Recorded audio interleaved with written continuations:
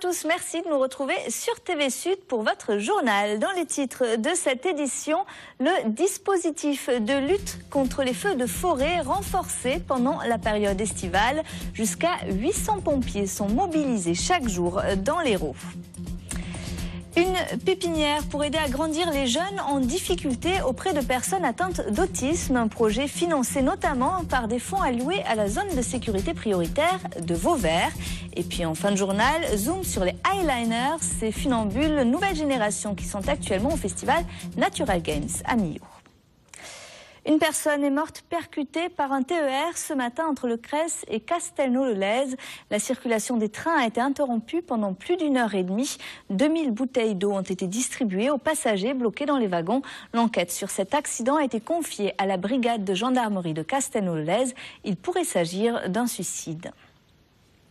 La prévention des feux de forêt se met donc en place, notamment dans l'Hérault. Avec la hausse des températures et les vents forts de ces derniers jours, le risque d'incendie est particulièrement élevé dans le département. En période de risque maximum comme celui-ci, 800 pompiers sont mobilisés chaque jour. Les détails, Morgane Jacob et Quentin Le Petit. L'Hérault, c'est 400 000 hectares de terrains vulnérables aux incendies, soit la moitié de la surface du département. Une véritable bombe à retardement en été que les pompiers gardent sous haute surveillance. Chaque année avant la saison sèche, un dispositif de prévention et de lutte contre les feux de forêt est mis au point puis validé par les autorités. L'occasion de se prêter à un dernier exercice à grand renfort de Canadair. Nous avions prévu un scénario extrêmement réaliste puisque, figurez-vous que ce feu a déjà eu lieu. Il s'agit d'un départ de feu provoqué par un véhicule en feu au bord de l'autoroute. Feu qui s'est propagé à la garrigue et qui est monté directement sur la tour de guet où nous étions. L'objectif était d'arrêter ce feu avant qu'il n'arrive en crête.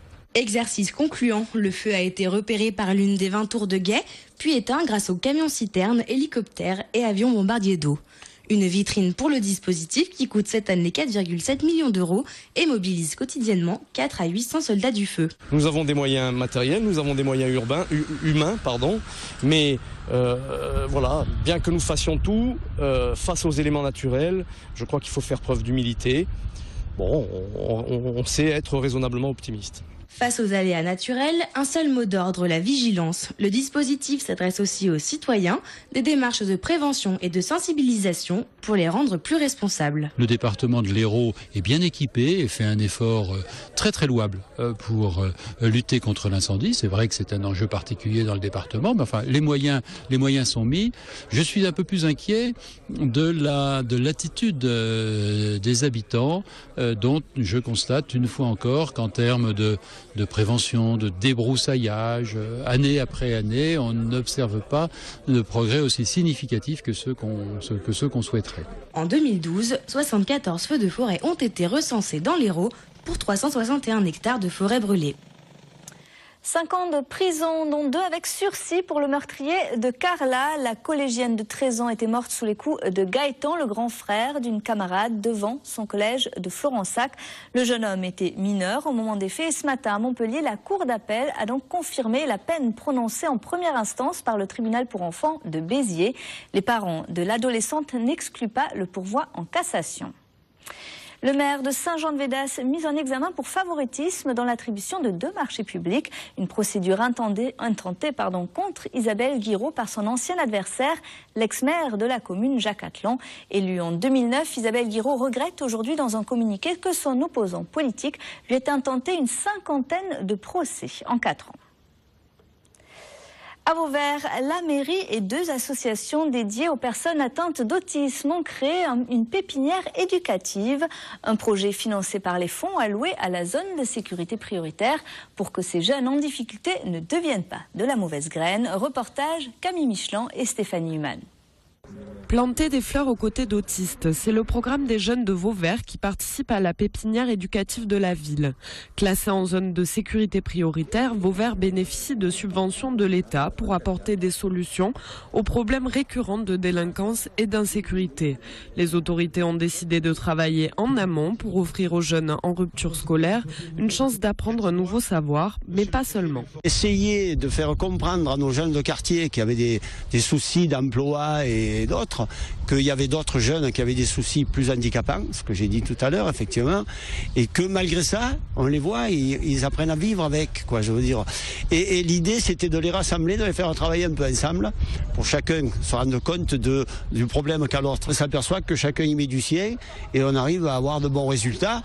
Et ils s'entraident les uns les autres pour planter ou pour récolter ce qu'ils ont semé, quoi. Pendant 2 semaines, aux côtés d'animateurs de l'association Samuel Vincent, les jeunes comme Fatima s'occupent des plantes qui serviront à embellir la ville. On plante les fleurs, on les arrose, on doit mettre du terreau, on doit les vérifier histoire qu'elles poussent bien pour pas recommencer à zéro. J'ai débuté il n'y a pas longtemps, mais je regrette pas. Tu travailles pas en solo et de plus, au niveau des autistes, ça les permet de voir d'autres personnes et de les aérer et de voir comment ça se passe. En travaillant auprès des jeunes autistes, Fatima et ses camarades découvrent leurs différences et leurs difficultés. Bien plus qu'un savoir-faire, ces jeunes font l'expérience du vivre ensemble. À Montpellier, 2 nouveaux radars automatiques sont en service sur les allées Pierre Mendès France. Les machines sont orientées dans les 2 sens de circulation et sont destinées à sanctionner les excès de vitesse. Sur cet axe qui fait le lien entre la voie rapide et le centre-ville, elle est limitée à 70 km/h. Et alors que le gouvernement est en passe de reporter le financement de la ligne à grande vitesse entre Montpellier et Perpignan en 2030, voire après, le Gard pourrait voir certaines de ses infrastructures routières enfin finalisées. Un protocole d'accord entre collectivités territoriales vient d'être trouvé. Reste à savoir si l'État mettra lui aussi la main à la poche. Les détails avec Olivier Michel. D'ici 2020, la fin de la 2x2 voies reliant Alès à Nîmes et le périphérique nord pourrait devenir réalité. Un protocole d'accord presque historique a été signé entre les agglos de Nîmes, d'Alès et le département du Gard. Une union quelque peu forcée puisque conditionnée au financement de l'État qui pourrait avoisiner 42 millions d'euros sur les 220 à engager.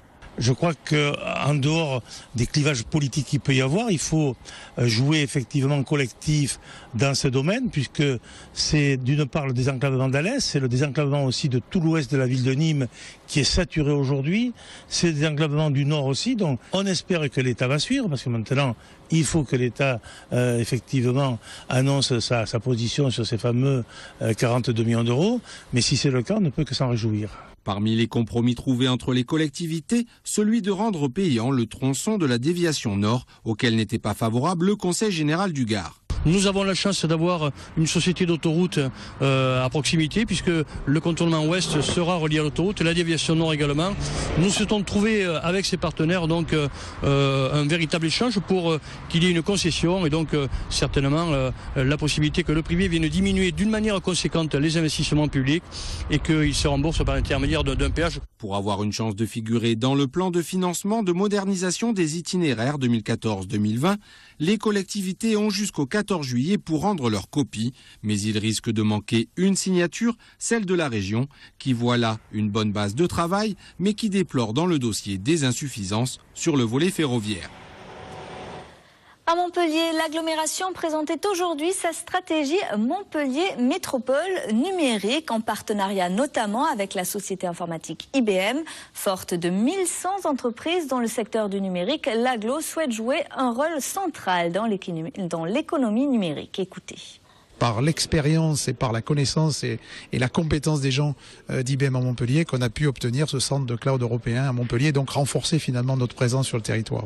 Et ce projet Ville intelligente ou Smarter City ou Cité intelligente sur le territoire de l'agglomération montre bien que nous sommes positionnés. C'est des gens de Montpellier qui travaillent aussi au projet et donc c'est important. C'est déterminant parce que c'est le créneau qui fera l'économie de demain, celle qui fait la différence en termes de numérisation mais de traduction de services concrets directement au bénéfice des populations. Et Montpellier de ce côté-là avait un grand avantage, avoir beaucoup d'entreprises, de start-up, de grandes pointures qui étaient sur le numérique. On est en train de fédérer tout ceci pour que ce soit réellement un pôle de niveau européen international. Un mot de sport à présent avec le bon coup des braqueuses en quart de finale de l'Euro à Orchy. L'équipe de France de basket féminin s'est imposée sur le fil hier soir face à la Suède, 87-83. Dans leur rang, 3 Latoises, Edwige Lawson-Wade, Émilie Gomis et Gaëlle Skrela. Les Bleus qui affronteront la Turquie en demi-finale de l'Euro. Et puis en Languedoc-Roussillon, c'est sur le sable que vous pourrez pratiquer du sport dès ce week-end avec le démarrage du Beach Rugby Tour dimanche sur la plage de l'Amitié. C'est au Cap d'Agde. Montpellier danse hors les murs avec le lancement cet après-midi de la manifestation dans l'agglomération, à commencer par le parvis du musée Fabre, comme vous pouvez le voir sur ces images. De grands noms de la danse vont à la rencontre des habitants de 11 villes des environs de Montpellier. Biancali et Angeline Prejlocage, le chorégraphe créateur du groupe urbain d'intervention dansée. Écoutez. Donc depuis 2006, on fait des spectacles, des performances un peu partout dans les villes de l'agglomération autour de Montpellier. Donc à chaque fois, une dizaine de villes sont choisies pour accueillir un spectacle de danse pendant le festival. C'est un projet spécifique à chaque fois. C'est un spectacle vraiment pour les villes de l'agglomération. C'est pas présenté ailleurs en salle, ou c'est vraiment pour les places des villages et toujours à l'extérieur. Et après le parvis du musée Fabre, le ballet Prejlocage est ce soir à Saint-Bresse. Ils tendent leurs câbles entre des arbres, des rochers et même des falaises. Ces funambules des temps modernes se promènent parfois à plus d'une centaine de mètres au-dessus du sol. Rencontre avec les Highliners en marge du festival Nature and Games qui se tient tout ce week-end à Millau. Vincent Pereira pour midilibre.fr. Pour pratiquer la highline, ça se mérite. Au départ du village du Rosier, à 20 km au nord-est de Millau, il faut compter une petite heure de grimpette pour arriver dans un lieu magique, le Cirque des Vases, au cœur des gorges de la Jonte. On est sur un endroit vraiment magnifique avec des grandes falaises où il y a beaucoup d'escalade. Et nous, c'est un terrain de jeu vraiment excellent pour pratiquer la highline, parce qu'il y a beaucoup de monolithes qui se dressent à droite à gauche, de différentes tailles et de différentes longueurs. Tout ça, c'est pour installer 60 mètres. Donc on va avoir un petit peu de rab. Bon, petit soft-cake là. Une fois installés, les highliners peuvent aller toucher les nuages. Là, tant que j'ai pas les fesses au-dessus du vide, je me sens bien. Et puis après, la concentration et la pression montent.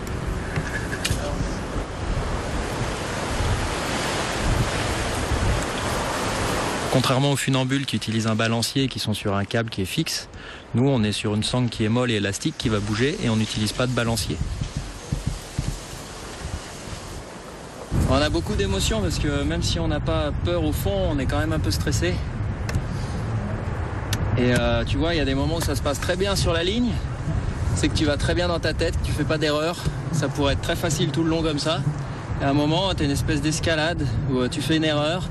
Du coup, ça te remet en doute. Du coup, tu te mets à avoir un petit peu peur, tu te remets à stresser, tu te mets à trembler. Ça se fait à trembler de plus en plus, ça s'amplifie. Et tout le jeu, c'est d'arrêter les amplifications. En France, seules 150 personnes sont capables d'installer les highlines et 500 à vaincre la peur du vide. À voir jusqu'à dimanche. Ah voilà, elle est baptisée pour le séjour. Et voilà, c'est la fin de ce journal. Merci de l'avoir suivi. Retour de l'actu dès lundi, 12h30 pour votre édition locale de la mi-journée. Passez une excellente soirée et un très bon week-end sur TV Sud.